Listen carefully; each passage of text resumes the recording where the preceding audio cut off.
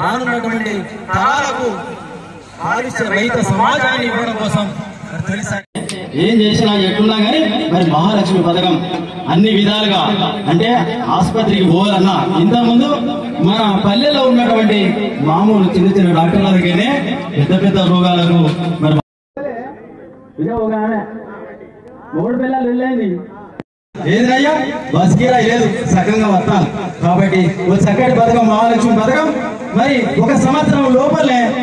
116 కోట్ల మంది మహాలక్ష్మి పథకం ద్వారా ప్రయాణం చేశారు మా అక్కలు మా చెల్లెలు ఈ తెలంగాణ రాష్ట్రంలో ఉన్నటువంటి మరి మహిళా సోదరి అందరూ కూడా అదే విధంగా 4,000 కోట్ల రూపాయలు ఆదా అయింది వాళ్ళకు